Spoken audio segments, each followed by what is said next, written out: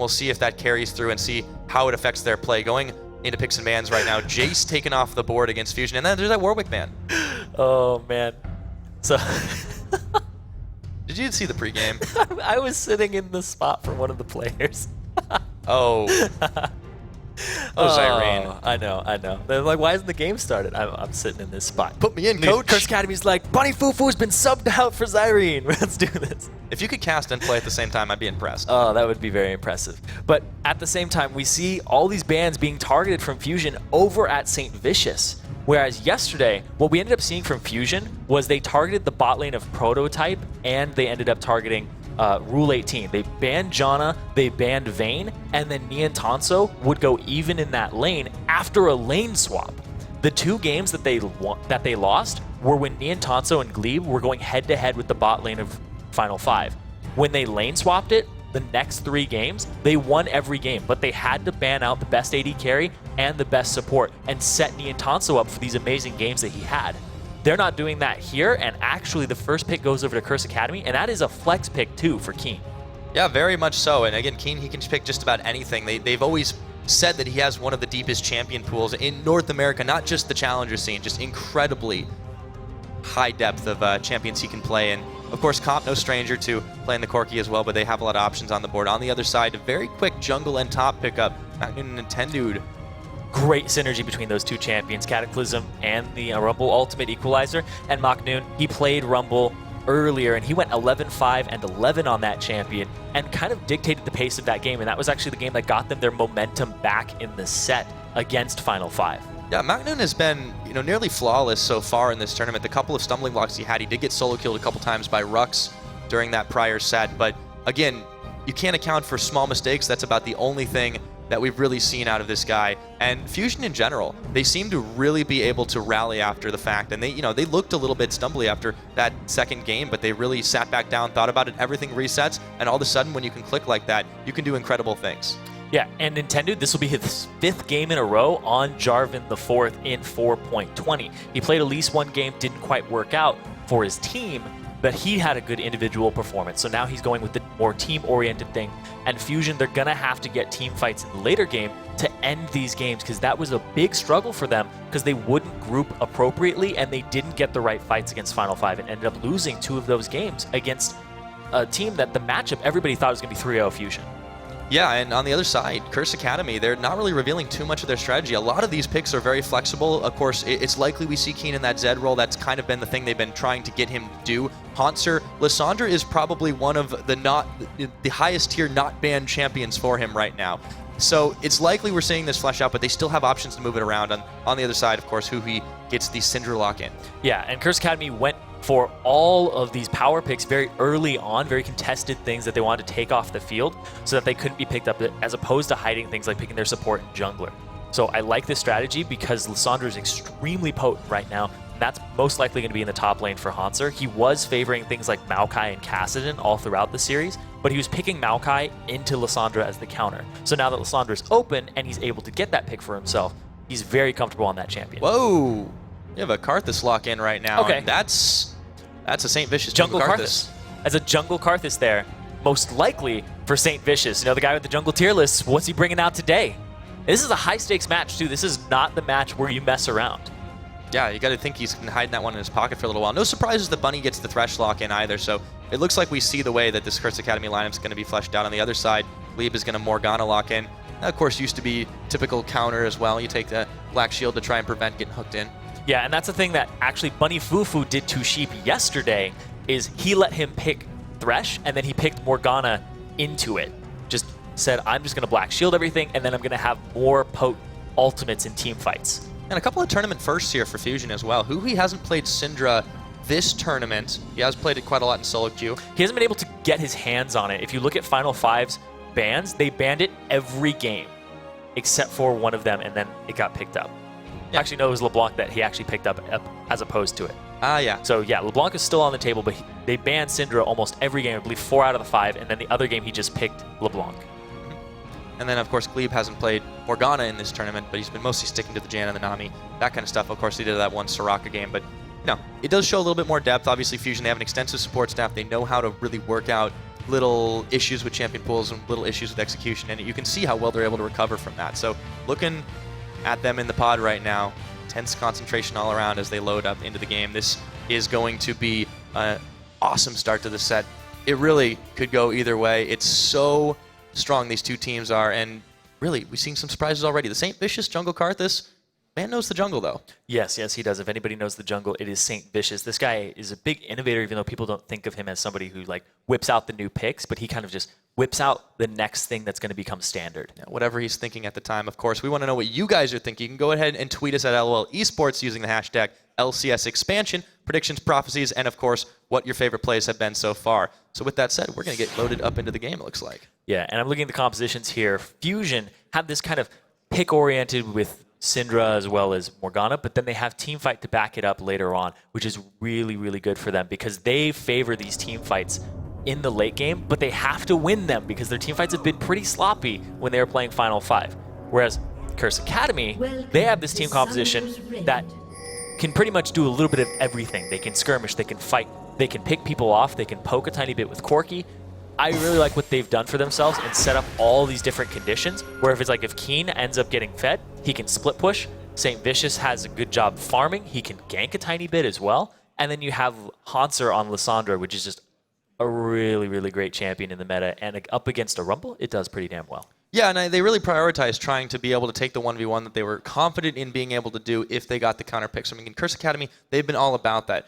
So not just Hanser, obviously they want to get him in a comfortable role because Macnoon is a very tough opponent, but at the same time, you also want to get Keen into a very comfortable role. And they did lock in the Zed early, but it's sort of been not necessarily a signature champion. This guy pretty much plays everything, but it's been the champion that they've wanted him to really be the best at and not have to worry about whatever gets picked against him. So that's going to be very much a skill thing in there. And Fusion, they kind of didn't have much revealed to them. They sort of just had to pick based on what they thought would do good in a general sense. And that's a good takeaway for Curse Academy. Yeah, and Keen's really big on counter picking, like you said. And he can outplay a Syndra with his ultimate. It's really going to be on that part of it. But Zed is his most played champion of this tournament right now. So he's played it 3 out of the 5 games, or 6 games that he's played. So a 50% pick rate for him. Pretty much a comfort champion in that regard. He only whips out the crazy things like Hecarim in certain matchups, and he whips out like the Kassadin that he had yesterday. That was actually very impressive in one of his better games. Yeah, and he did play Azir too, and that's, I think, the first time we've seen it well, not necessarily in competitive play, but in this tournament especially. It was pretty solid all around the board. It really, it kind of helped them secure the win up. Got a lot of zoning control out, and, you can just see this guy really works his way around like a bunch of different champions. It's very, very creative the way he's able to do things. In fact, that one really awesome outplay when he had the just like the shadow shuriken double just for the little extra that was damage. crazy. I know, that was right? crazy when the second shadow just threw out the shuriken as he was getting the gap close on him. That was beautiful. It's split-second decisions like that. They're just I absolutely don't even know if that was a decision as much as it was luck. Well, it was instinct at the very least. Like, I don't want to take credit away from him, but it was beautiful play nonetheless. Yeah, well, there he will be on the Zed this time. And it's actually, I love watching a Zed just in general because, especially versus a Syndra, there's just so much potential for those 1v1 outplays that we see a little bit more frequently in the challenger scene, sometimes in the LCS, but these guys, they tend to give each other a lot more respect when it gets up to that big league, so you don't see as many solo kills, and we'll see if that happens this time around. Well, we've seen a lot of solo kills yesterday. Yes, we did. Especially in top lane. Top lane's become kind of you leave it on an island, junglers don't have as much presence early, like it's like 4 minutes, 4.5 minutes, or even later than that you see the first gank come out. So top laners that can really stick to their own guns kind of thrive. And that is Macnoon's style, too. He doesn't just stick to his own guns. He fires them about every 5 seconds. This guy just goes absolutely crazy. He is spotted out by that ward to start this one off, however, and it looks like we are going to see fairly standard stuff, although Bunny and Cop are hanging out by that blue side. We could be in for a lane swap. Yeah. I wouldn't be surprised to see a lane swap here, but I think Curse Academy is smart enough to think that the lane swap is going to come from Fusion or the invade, because if you think about the 3 games that Fusion won, it was because they invaded and because they lane swapped, and this could be huge. They're walking into a bush that has everybody. And they got caught. That's Macnoon face checking, having to burn his flash right away, and they are in retreat right now. Hot pursuit. Curse Academy chasing on out. They don't have as much damage to start this one off, but the plan is foiled and revealed. That only works once, boys. Yeah, but that's going to give them the lane swap, and they're stuck in this matchup here. So obviously Curse Academy did their research. They watched Fusion's games and said they invaded every game that they won. They lane swapped every game that they won. do that on them and see the strategy coming, that same thing is not going to work against Curse Academy. Fusion is going to have to make some adaptations this game and this series.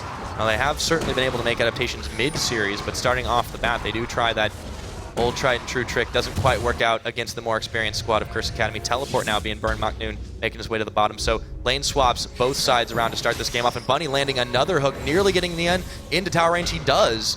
And this is, I feel, a much more even AD carry support matchup. I want to call it a bot lane, but I'm getting a little topsy-turvy there. Yeah, that was actually a really good hook there because the level 2s had already come out for Fusion, so it actually gives them that little extra leeway that they needed. Saint doing, I believe, just 2 camps there and having to back. Karthus is not exactly what you call a tanky champion. He's not durable, yeah. Yeah, not so much. On the other hand, Nintendo Dex perfectly fine on Jarvan. He has played that quite a lot going forward. In the mid lane, we didn't touch on this too well, but Keen, he's actually been pushed a little bit further back here. He definitely has an easier time of it in this early game, has double the CS of him, a little bit less now, but it's hard life for Zed post or pre-6. Yeah, and speaking of life pre-6, St. Vicious's ganks won't be that potent, but level 6, he just ganks every lane at the same time. Exactly, doesn't have to leave the jungle even. Yeah, it's called multitasking.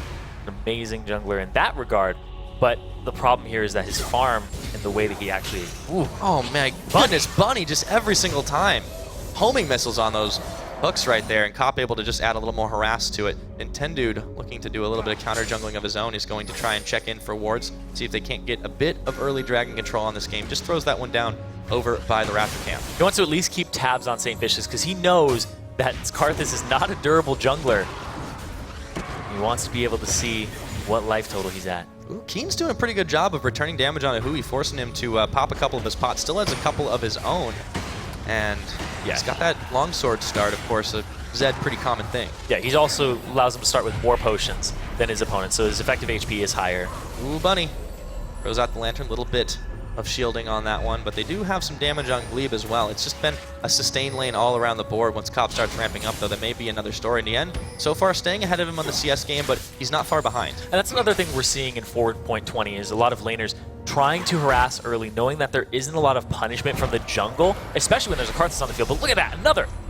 He does hook him in, and the Black Shield comes in just a little bit too late. On the other hand, oh, we'll talk about it in a minute, because Nintendude yanking in the mid, forcing the flash out of Keen. Very quick reaction times. That guy just never gets hit with any CC that he sees coming. That's a big thing, too, because when you watch that, you could have been like, well, he didn't have to flash there because he didn't have any mana. He did have an Ignite available, but you also just don't want to take the damage, because then you don't have to back as frequently or as soon. Yeah, I wanted to touch on, we talked a lot about how Bunny, he's been really landing the skill shots like crazy, but on the other hand, Glebe, he's played incredibly well in this Morgana, and we hadn't seen him play it, of course, on this patch in this tournament so far, but obviously he's very comfortable on it, so yes, a lot of fallback choices for Fusion. They're not just playing specific comfort pick champions, and here we go, trying to set up a little bit of a harass trap. Cop, I think he's wise to it. Senses are tingling. Yeah, there would be a Morgana in that bush pretty much 9 out of 10 times. Just about. It's not that other... The 10th time is the Garen. It's not that other 10. Oh, Woo! Phosphorus Bomb. Ooh, and he dodges the Dark Binding. Nice positioning there. Still able to get a little bit more farm here. And he's actually caught up to the end Tanso. So this is to be really good here for Curse Academy's bottom lane in the top. Saint hitting that level 5 already. Just farming up 6 minutes in. He's ahead of Nintendude. He's already backed and has his Trailblazer. Not seen too many champions that go the Magus enchant, but pretty likely we'll see that on Karthus. Yeah, it's all about Devourer on Karthus. Oh yeah, clear those camps. Yeah, he's going to get that Magus enchant, which actually is better than the Spectral Wraith from before because it's got 20% CDR on it. Yeah, and you can just continually start laying down waste. Now, Hanser and Machnoon, we didn't really talk about these two guys too much. It's not really going to be too bloody until level 6. We're just about at that point. There we go. Hanser's going to get the first level up. Machnoon still hanging strong there. Pretty dead even on the CS, and actually these two teams look very evenly matched across the board. Bunny's Thresh play, just in terms of like his laning phase and what he's doing with that Relic Shield is really good. Just getting that last hit from a range, not making his AD carry have to go forward for it or himself and risk the harassment. Really, really good. But here's the thing, is Nintendude pulled up to the top lane. Once again, that's where the shot caller is. Niantanso calling the shots. He's going to call his jungler to that lane to help him out, to help him get ahead. Yeah, they really have been focusing so much attention here. Now Cop, who is able to valk away, Black Shield on, and Nintendude X nearly baited himself out there, but he gets bailed out by Glebe Glarbu. Saint hitting the level 6 already. He's ready to do those global ganks. He has not left the jungle or caused any pressure, but he hasn't paid for it in any of the lanes, whether it's in CS or in kills. The only lane that's struggling a tiny bit is that middle lane, but that's the matchup of Zed versus Syndra in the early game. He's got to have a particular strategy in mind for this, besides just, of course, trying to land out his ultimate whenever he gets the chance to do it. It's very, very mastermind strategy St. Vicious usually in these jungle matchups. Oh my goodness, Bunny just continuing to land those. And Cop actually, Valk dodges the Dark Binding. They are just two-stepping everything Fusion's bot lane is throwing at him. That is crazy. Bunny is a support player that, again, oh my, every time it's off cooldown. Oh, they pulled him in tower range. There's the Oh my ulti. goodness, that is going to be the timing for the card. That's first blood, and St. Vicious picking it up without even having to leave his jungle. Globally ganked by Karthus. Oh man. The 1-2 punch, yeah, man. That's the thing too, is you always have to be conscious of that as a laner. If you get hooked like that. Again, they're going in on it. Oh my goodness, he's falcon, he's got it. He's got a big one. Oh, not enough damage. Oh, never mind, it's Bunny Fufu. That flash auto is always worth.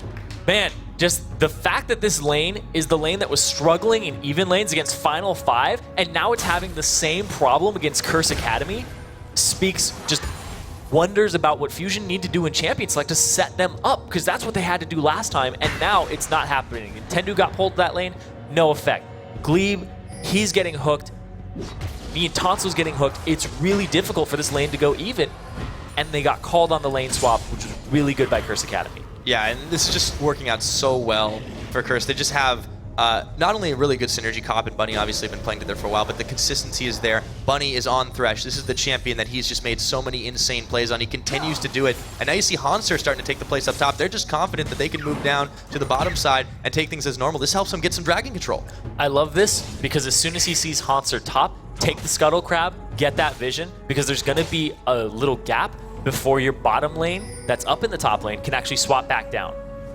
Yeah, it's actually a really, really good way to do it without getting punished as well, too, because you know that they obviously had to back. There's not going to be anyone in the area. Saint's really busy clearing camps, but it's just been rough to really get anything back in this. Obviously, it's not a huge advantage. It's 1,000 gold, that's pretty decent, but they don't really seem to have an answer for it, and that's the problem. Those dragons are going to be incredibly crucial going forward, so Fusion going to be eyeballing that one. Fusion lost a lot of the early dragons to Final 5 as well. They didn't prioritize Fusion were really focused on just dominating the lanes as much as they could, and they ended up with things like 7,000, 10,000 gold leads very early on, and Final 5 never won an early game except for that game 2. But here's the thing is they lost. Fusion lost being 10k up, being multiple thousands of gold up, and then they always struggled to close the game. Getting these early dragons is definitely going to help them get that momentum, especially since Curse Academy are 1,000 gold up at 10 minutes. Yeah, ooh, Nintendo, he might have to bail out here. Keen's going to jump on him with the Death Mark, and there's the Cataclysm. Keen, he's burning down. He didn't have enough healing. He's going to pick him off, and here we go. St. Vicious joining the fray. Everything's on Defile, but down goes Saint. The flash away, Nintendo both escape. He's not got the ulti available. Oh my goodness, why did they walk into that one? He's so low right now, burning away, but he did manage to get out of there in time. A 2-for-none trade, and they answer back with the gold and the kills. That was explosive. Everybody just converged into the middle so quickly there. Hanser TP'd, Machnoon TP'd, threw down the equalizer. Really good play. Everybody just coming out of their lanes to be a part of this fight. Yeah, he really came out of the woodwork there, and it wasn't like a 1v. Oh, Bonnie's caught! My goodness. Nobody even stepped in his box. And the end, Tonso and Glebe Glarbu just recognizing that positional error. And just like that, it's even again between the two teams.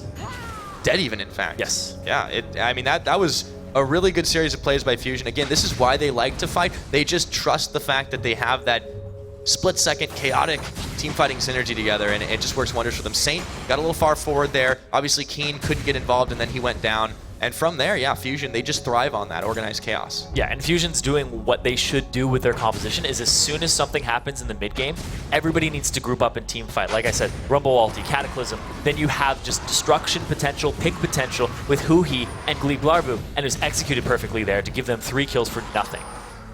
So far, so good for Fusion after it looked like a slightly rocky start there for the duo laners. They are able to get a little bit more back in their pockets. A kill did go to Niantan, so this guy has just been a master of keeping his KDA high. Hanser, ooh, sneaky back. He is not going to spot that. He stops, goes forward, gets the ward out. There we go. Yeah, there was something there before. It's gone now. game sense on these players is really just incredible. They guess and also anticipate saw where the everyone ping is. board. They did see that. I guess that'll help you a little bit more. Yeah.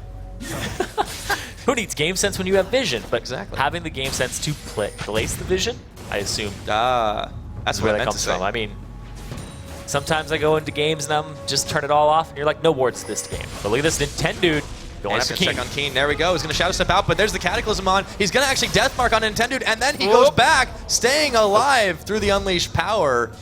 What a play. And the Morellonomicon sitting there. Maknoon has the equalizer. She's just going to throw it down randomly. Oh, he might do that. There's enough damage. Yeah, Keen's realizing. It's the turret shield. Yep, they're going to just try and take the tower there. They get something at least for that one, or at least get a little bit more damage on it. But here comes Hanser. Oh, Nintendo, he's in trouble. The equalizer's thrown down, but it's already too late. Hanser trying to move away the wall of pain, keeping Maknoon from checking any further, and Curse Academy answer back, making the kill score 3-3. 3 of their members very low, though. They're going to have to back. He still has some HP, but he doesn't really have the mana to continue to push this wave against Keen.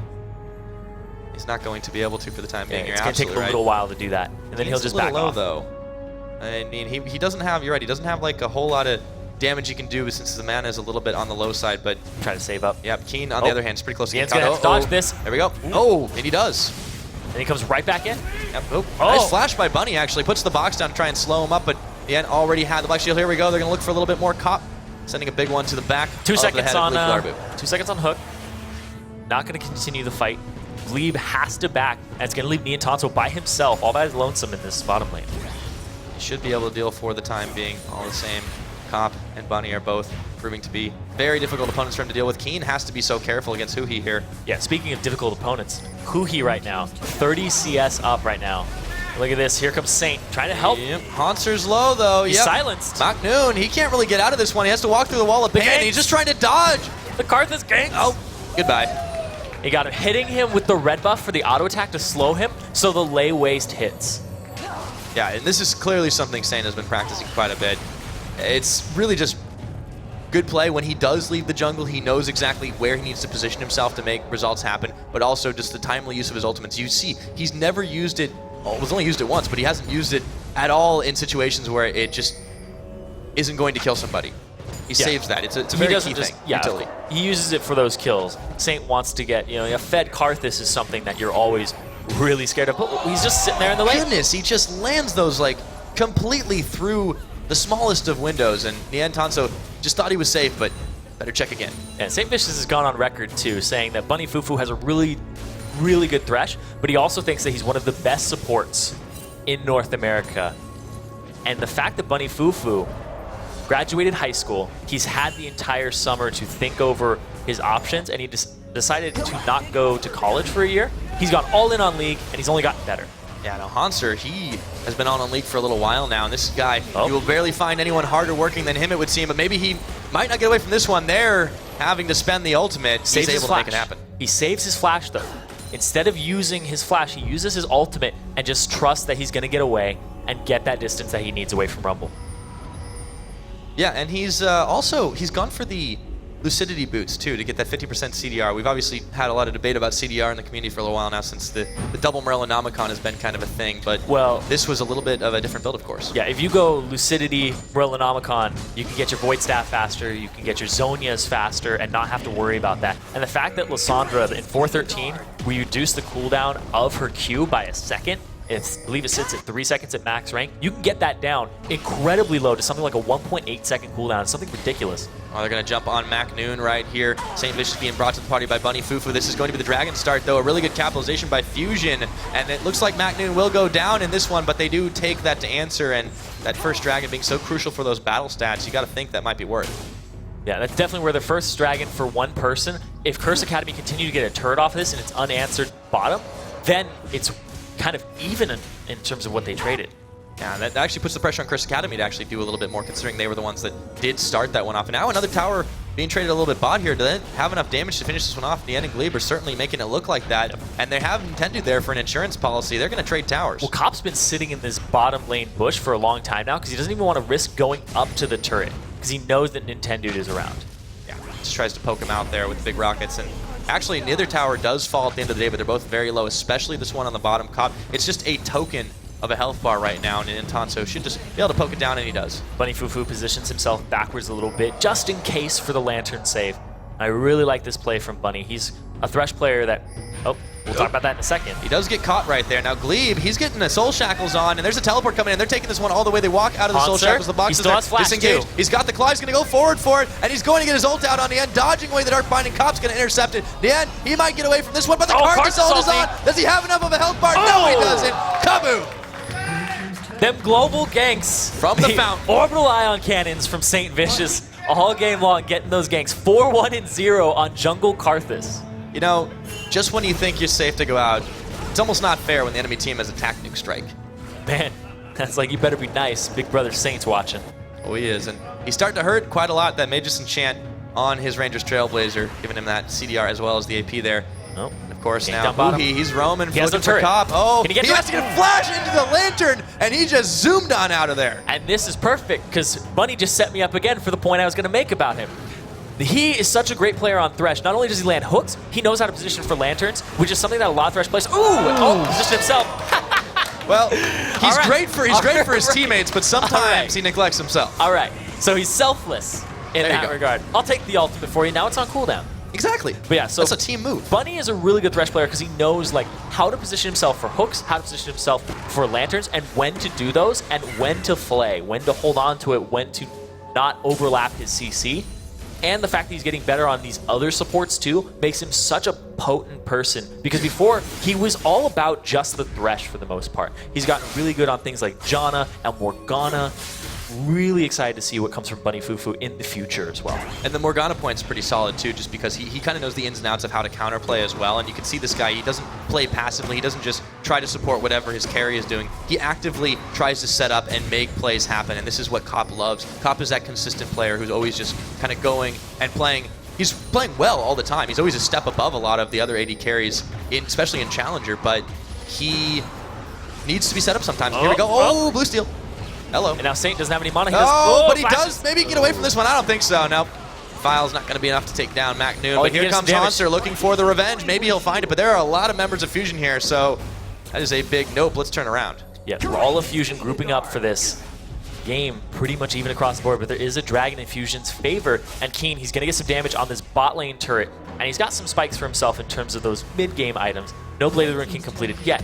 But he's going to have to deal with this Zhonya's on Huhi because he's just been farming so well. And then Zhonya's Morello's as well, so Keen trying to dodge out the damage. He does manage to do it, and that tower is down, so good to see a little bit more of that as the game progresses. Nintendo has been making some plays here as well. We didn't talk about him too much, but he's kind of not been able to get quite as involved as St. Vicious, but it's kind of an unfair advantage there for Saint. Yeah, and look at that, the early distortion boots onto Hanser, so he can have his flash and his ultimate available to him more frequently, as well as his teleport.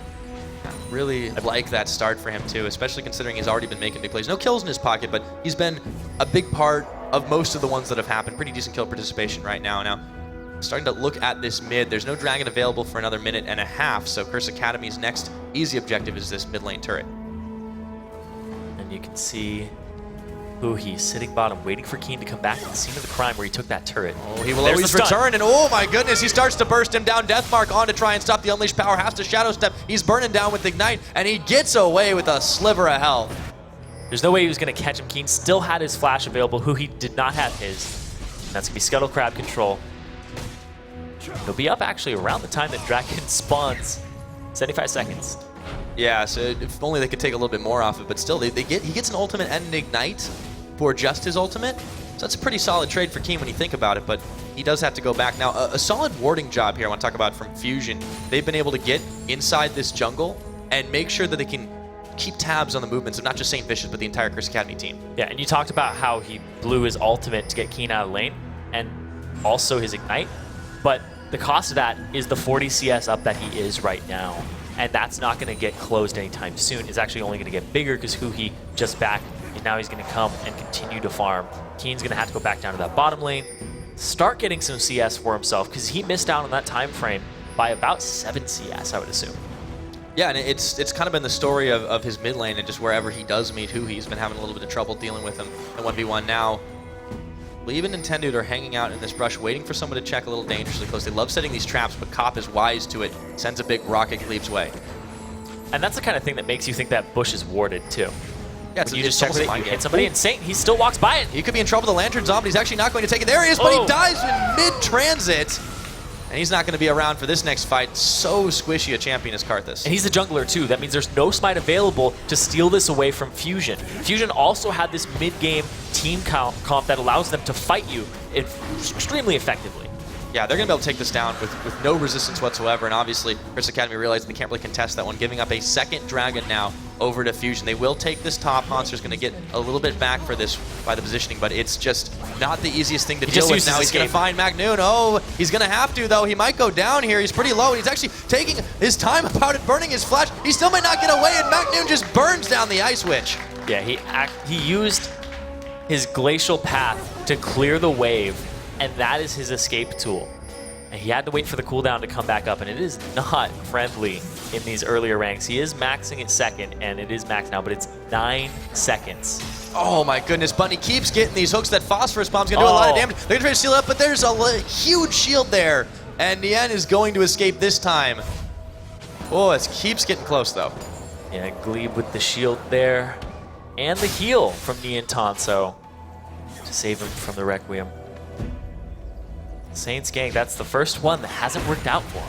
Yeah, well, it certainly looked like a sure thing, but that shield was an insane amount of absorption there that they were able to keep Nien from being taken down. Now, Cop, no mana in this mid lane, but he's an AD carry. He'll be all right. Bunny Fufu going to join it. They're going to try and take down this mid, but there really hasn't been an extended siege by Curse Academy. They've just been trying to get better positioning on Fusion, whereas Fusion has just been interested in taking these fights consistently. Yeah, Fusion wants to fight you. Curse Academy, they're trying to split with Keen. But here's the thing is, Huhi is always going to answer him, because if you watch the previous series with Fusion, Hui's always off on a side lane, regardless of the champion that he's playing, and he's trying to split push. He did it on Zed, he did it on LeBlanc, Kassadin, Ezreal. He was just always in a side lane, and the 1-3-1 ended up happening because Baknoon wants to be very aggressive. The other 3 members are going to group mid, and then Huhi's off on the side lane doing whatever. So this is a strategy that Fusion use constantly, even when their team composition doesn't excel at that. It shows some confidence, though, that they continually execute the same kind of strategy, not just if their team comp isn't necessarily the best. I think it's a personality thing. It is too, but it's also like the fact that it works so well just shows like that strength of how they are as a team together. And whoop, Saint, this time he's going to be able to pick that one up. Flashing away from the equalizer, so he has to burn that one. Then Curse Academy is not really able to answer anything here. Again, they're just a little bit slow to react, it seems. That was a little trigger happy there from St. Vicious, because Bunny was right in the vicinity and he could have thrown him a lantern instead, saving him that flash. But it's better safe than sorry, because now Saint doesn't have to back as early and take as much damage. Very true, but Fusion will be perfectly happy with that trade. Keen still doing his best to dodge out Huhi, but he just can't escape being out CS'd here. Cop and Magnoon going to do it. He's got a red on him, he's got the Valk. Wow, that damage was big, and Cop gets his heal out a little bit early, but the culling is on him. Does he have any escape? He does. It's a flash, but here comes Intended. The Lantern, just when you think you've got him. He's safe, boys. The helicopter ride there, flying straight out. And that's the type of lantern control that Bunny Fufu always seems to be around. Like, playing against Bunny Fufu, you're always like, why is he, how is he here? How is he there? He seems to be everywhere with those lanterns. Yeah, lanterns or hooks is pretty much just what he's thrown out constantly, and the amount of mobility that Curse Academy has had individually is great. Yeah, and the fact that he has the map awareness as a support to know where somebody is getting attacked, the vocalization that people have on the team to tell him to come to them and exactly where they are, it's very instantaneous reaction. Because someone who's like, oh my god, I'm caught. It's like, where are you? Who are you? He knows exactly every time very quickly. This is the finesse of the LCS ready team. They are really, really wanting this one. It's a set away. Let's see if they can make it. I feel like Bunny is that guy in the gym who is spotting you, and he's not thinking about if he drops this, he's going to hurt himself. It's like when he drops this, he's going to hurt himself. So I'm already there. That's definitely a guy you want to have spotting you. Yeah. And I think Cop is pretty happy about it too. Again, we always talked about his consistency, how he's just kind of always able to perform well. On top of it, look at that, perfect timing. Gets the turret, lantern, out, takes one shot. Yeah. It's not the if Cop gets caught, it's when Cop gets caught. I'm there already. I think the Friends theme should be his theme song. He'll be there for you. Actually, I never watched Friends. We gotta have a marathon sometime. People told me that I remind them of Chandler sometimes, but I can see that. yeah. And I don't know who that is, so it doesn't help me at all. I'm not even gonna tell you. Now, Hanser, he's gonna try to take on who here, and I think this is a little bit more of an even one. Whoa, okay, both the ultimate spent right there for the Unleashed Power. That's gonna be enough to take him down, and the Zhonya's Hourglass to prevent the Saint Vicious ultimate. Speaking of Zhonya's Hourglass, Hanser didn't use his. He just got blown up with that tiny little bit of mana that Huhi had left. The fact that Huhi has the highest CS in the game, he's 4-0-1, and he's almost at that 10 per minute mark, is that amount of damage. And look at these. Yeah, this time he's trying his best to escape, but the Frost Queen's Flame will slow him down, and Glebe Glarbu takes him out. The hook, though, Bunny's going to catch McNoon, doesn't want to go in on that one, and he was bumped up against the terrain. But Fusion is really taking this fight to Curse Academy and roving around this jungle. Yeah, the equalizer by McNoon was actually really good, because if he had taken that route, Cop had taken that route to the left, Bunny would have been a lot closer for the save. Yeah, he's just the solo kill king this game, 4-0 on that champion right now, and he has just been really difficult to deal with. They might actually start using him to split push. He did do it in that previous set, not quite as successfully on Zed. Yeah, and like I said, he always likes to split push regardless of what champion he's on. Sometimes he has a little better champion that's suited to it, and it works out for him. Also, Hanser, the fact that he didn't use his Zhonya's there was really big. He didn't use it to dodge the ultimate damage. He didn't use it to dodge any extra damage afterwards, and then the Saint Vicious ultimate would have come through and maybe forced Huhi, so then he had reaction time or time to make a decision to get away. Yeah, it's just a very quick burst that blew him up. Huhi seems to be a pretty tough opponent for just about anybody on Curse Academy, but Keen, you mentioned a lot, he's been down in CS this game. This is the guy who's the master of counterpicks, but he first picked this Zed over Huhi's Syndra, so that's kind of been the key here, that he hasn't been able to utilize that smart strategic counterpicking that he's known for. Yeah, and a big thing that happened yesterday against Coast, a lot of people thought that Coast was a little bit favored over Curse Academy just based on the fact that Coast has been around for a long time. They always seem to make it towards the finals and almost there, but it just happened again. Big thing about that was Curse Academy was strategically outplaying Coast across the map and taking little skirmishes that they got things off of. Like whenever Coast won a fight, it didn't result in more objectives falling into their hands. And then sometimes they would get like one, and then they would be like, all right, let's go for two, and it would be too many for them to actually handle. They weren't very reserved in their play yesterday, which was something that was surprising to me, because Jesus is on that team. Jesus seems to be more of the controlled player. But this Curse Academy, they need to rely on their strategic prowess, especially over Fusion at this point, because Fusion did show a lot of problems with their team yesterday against Final 5. They fixed it mid-series, but there were conditions to it. And Curse Academy, like I said, they have been playing towards the strategic edge. Yeah, this time Curse Academy seems to have that, what they executed yesterday, kind of done against them. And it's the kind of thing that Coast was trying in a couple of their games as well, but they're getting pushed in right now, 4 towers to 3, but it looks like it could be more sometime soon. But Fusion not taking any fights that are unnecessary here, just trying to drag Curse Academy around and bait them into a trap. And speaking of drags, they have 3 of them on Fusion's side and 0 on Curse Academy. Fusion was not in control of Dragon for the majority of the games that they played yesterday. So the fact that they've kind of looked at that and been like, all right, the early Dragon needs to come to us. They picked Saint Vicious off before it. Really, really, really big for them because they have these extra things that are going to help them siege, and they've always contested this blue. Yeah, it's been pretty great, actually, how they've been able to opportunistically take those dragons this game on the side of Fusion. Last time, they pretty much neglected the buff it offered the whole time. Here we go, Keen going to jump onto McNoon. He's got the damage, he's got the death mark, but the Equalizer's thrown down. Keen's starting to melt now, though. He's fighting him on it. I think he's going to be able to do it. Whoa! 1 for 1, and Saint Insurance Policy not required. Nope. It's one of those ones you pay for but never use. It's still a good kind. It's better safe than sorry. Exactly. I would rather have Saint Insurance than not. Anyway, they're going to go straight after this turret. They pick it up for themselves. And that play down bottom, the fact that he just traded the 2 flashes as well. McNoon does have TP. He can still get into these fights. Look at this. Hanser, this is big. Whoa, they just blow it back. Hanser, never mind. Saint Vicious trying to make something happen, but he evaporates as well. 2 for 2 so far, considering what happened down on the bottom side, but they're making some more moves here. Nintendo, though, leading the charge. Cop and Bunny Fufu are all alone.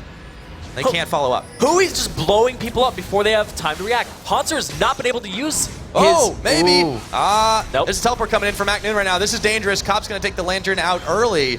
Yeah, that's the TP pressure that I was talking about. Hanser, though, he hasn't been able to use his ultimate on himself. He hasn't been able to use his Zhonya's. Hui's just utterly destroying him in like a quarter of a second. That guy has Morello's death cap Zhonya's 32 minutes into this game. Yeah, Huhi has just become a monster at this point. And it's really hard for not just an individual member of Curse Academy to deal with, but even 2, even 3. And Fusion, they rely on this beat you down style.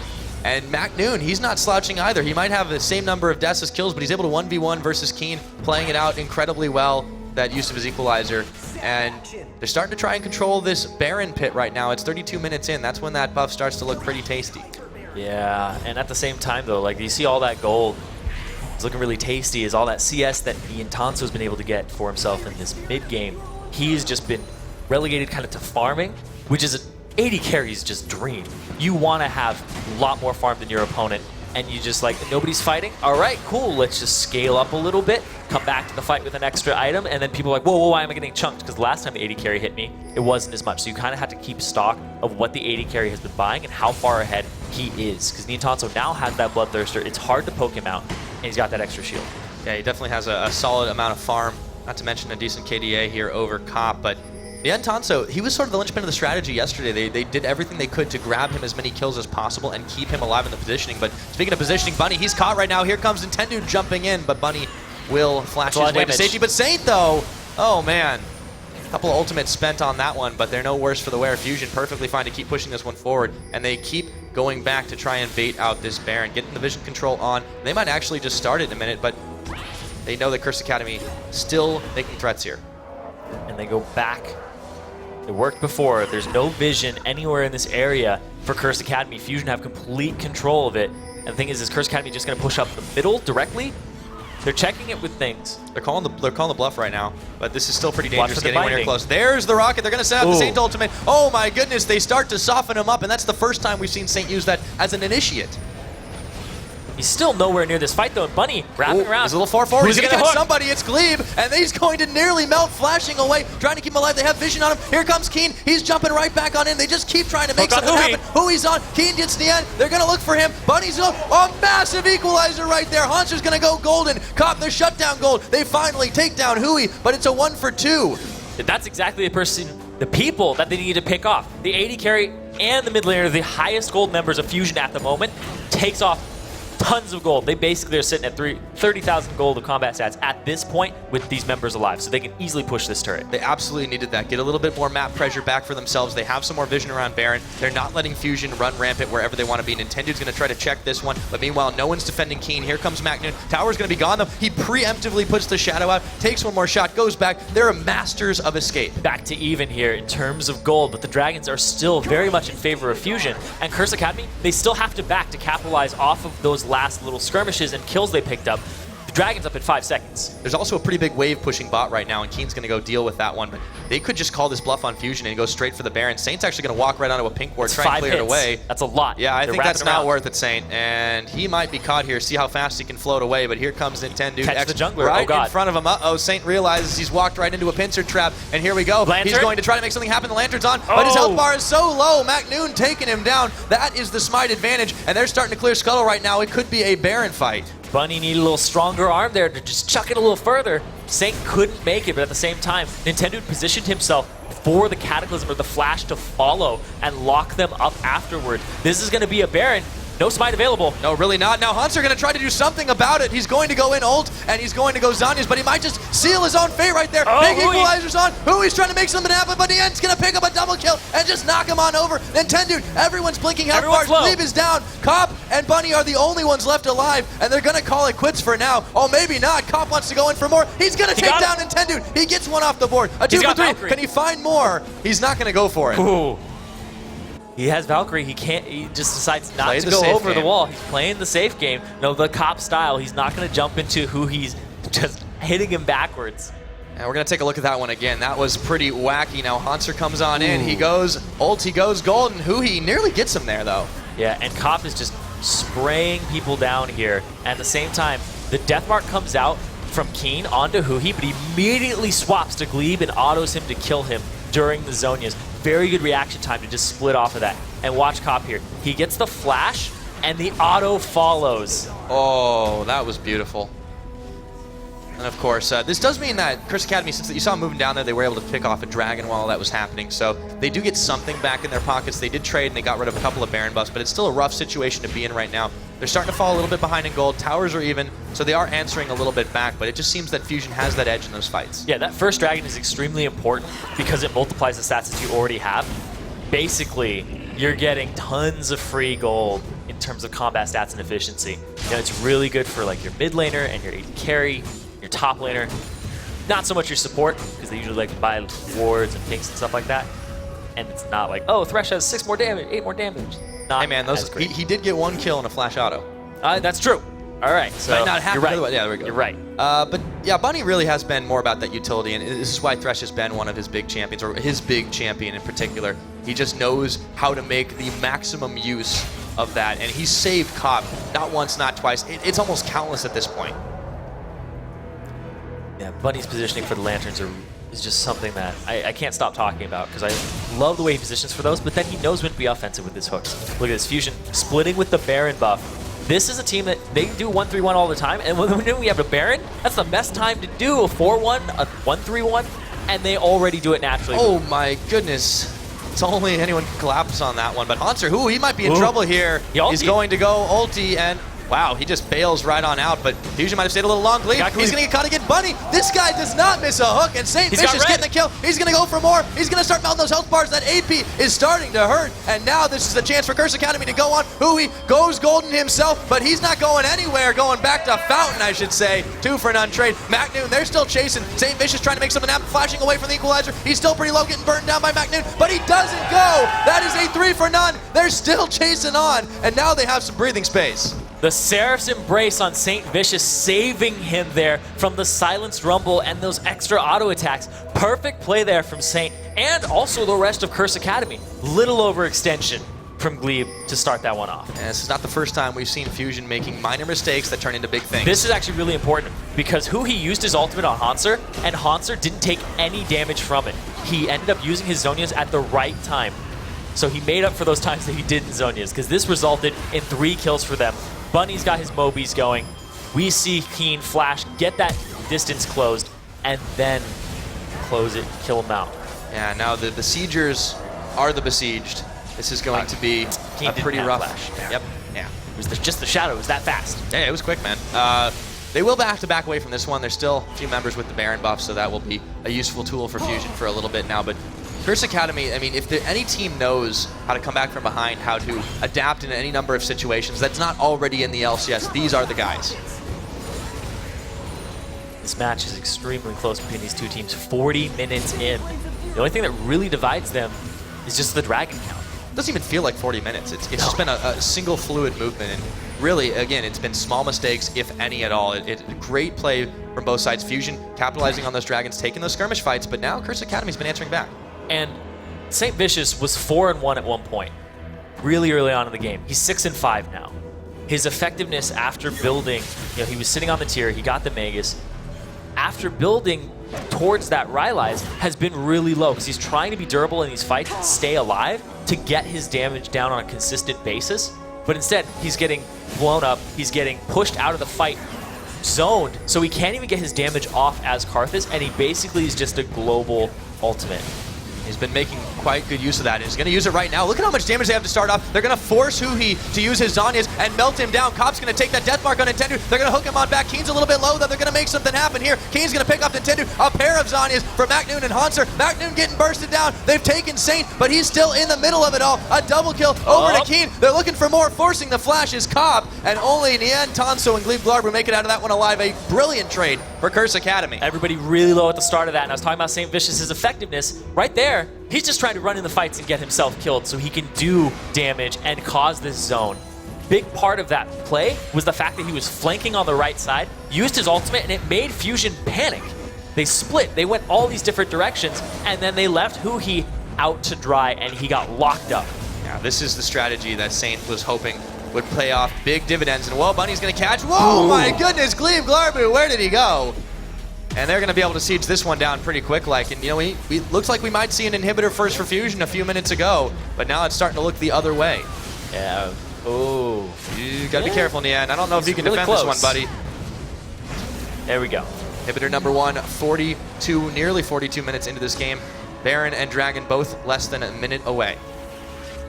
And that's the thing too, is they're backing off just in time so that they could actually back by heal up and come to one of these objectives. They have to get vision control of beforehand. That's why they have wards on that left side of the Baron, so they're good. Let's take a look at that last fight again. Yeah, comes in on Huhi. He's already Zhonya's, and everybody splits. They don't even want to be a frontline for him, and he gets immediately locked up and dropped. Doesn't even get to perform too many actions in that fight. He does get his ultimate off, but that's about it. Saint comes in, wraps around. Niantanso has to focus into him, but if you focus into a Karthus, he still has damage output afterwards. And at the same time, he didn't take out really high priority targets. You took out the jungler. Yeah, now Fusion, they're making a quick work of this Dragon right here, and that's a really good adaptation. That fourth one definitely going to help them out as they pick that off, and they're trying to make a beeline over to the Baron, but Curse Academy is already here. They're sending 4 members as they have Hanser down on the bottom. They're actually going to start this one. It's spotted right away. This will prompt the reaction, but look at the damage they're able to do right now, and they might peel off this one. Bunny's trying to zone. Oh, he's just getting on out of there. Actually, trying to look tasty. The Baron is already down. It gets smited by Saint, and now the teleport coming in for Hanser. They just wanted to bait this fight out. MacNoon, he's gone. Zhonya's. They're going to get the Karthus sold out. Cobb just melting through that health bar, and he's on a rampage, and now Fusion just trying to react, burning summoners in a panic, and they are in trouble. Keen still has his ultimate, still has his flash. Huhi's still up though, and still has his Zhonya's. So they're just going to decide to push this wave out with the super minions and the Baron on them. Yeah, it was a 1-for-2 trade, so Fusion, it looked, take the Baron out of the equation to look good, but the Baron definitely means a lot right now. So Curse Academy, happy to make that trade, happy to make that sacrifice. And here we go, we'll take a look at it again. And you see here, Bunny sacrificing himself, like you said, immediately gets popped there. The Baron already down, and Saint walks up, tries to die in a good place, but he can't get there. He's been zoned out of it, so he ulties, and that's enough to get multiple members low. And then the flash away from Cop was really good there, because he would have been knocked out. Yeah, you can't really underestimate the mental effect that St. Fish's Requiem has really had on this Fusion team. They seem so full of confidence, but as soon as one of those ults lands, it either forces the Zhonya's or you take a whole chunk of damage, and then all of a sudden you see a completely different Fusion team. That's the thing, is it's guaranteed damage if you hit that R and you're dead or nobody's around you. That's really big. That ability does a ton of damage. You just multiply it by 5. It's like somebody walks in and goes, oh yeah, I have 800 damage, magic damage, times 5, 4,000 guaranteed magic damage on your team. It's a really good ability. Not only that, Can't but yeah, exactly. He's also extremely effective when dead. Yeah, the only champion. And it makes them make a really tough decision. Glebe can only use his Black Shield on one person, and then everybody else kind of has to take the brunt of the damage. The Locket's what's going to have to come out. And look at that, 3 Zhonya's across the board there. The target swapping on Curse Academy is going to have to be spot on, but Fusion is also going to have to use those Zhonya's appropriately, because you need a frontliner to guard you while you're in those. Oh, and if everybody's or already your damage will split other people up. It's not exactly the easiest thing to position yourself perfectly when you're in a panic state, and that really has been what Fusion's looked like. They are still very close here in this game, 6 towers to 6, but the siege right now is commencing for Curse Academy. There's a big wave up top that MacNoon should be able to deal with, but when they're already at your door, you know you're on the back foot. He has his TP available, so he can still make it to a fight if it does break out. They're just pushing this minion up, pushing this minion wave. It's a very tense moment right now as they just wait for a catch, and they get one. They catch the Enton, so they think about going in. Don't go all the way. The Wall of Pain to slow him down. And Kopch can just keep taking these pot shots consistently. So this is fun. I learned that these cannon minions, or minions in general, go through the shield of the turret. Ah. So it doesn't actually hit the shield. It just does straight damage to that turret. Until it gets thrown. Yeah. It's just sitting there, and it's like, oh, look at that. It's a fun fact. Yeah. Now, Hanser, Keen, and Sane are hanging around the side here. And actually, look at this. They're backing off because there's some super minions in the middle they have to deal with. So, Fusion, they really can't make the choice to defend this one. They left their middle open too long, and now these minions are starting to move in with the other buffed minions from the Baron buff. They're going in. Hanser going to make a fight. Hui, he's getting popped. Down he goes. The Zhonya's is on Hanser. And here we go. Shutdown for St. Vicious on the end. They're making the fight happen here. 2 for none so far. MacNoon might not be long for this one, and that's a double kill to St. Vicious. They're going for more. Cobb and Keen chasing them down. The Requiem comes in. Can he get back to Fountain? No, he can't. That's a triple kill. And they're going to be able to take down the inhibitor. This is going to be game number 1. And Curse Academy taking it in style. And they're going for these Nexus turrets. The 10 dude trying desperately, but that's it. There's nothing they can do about this. Death timer's too long. Like you said, that is going to be game 1 falling to Curse Academy. After it looks like a rough time for a little bit there. All smiles from the Curse Academy side, taking 1 game up.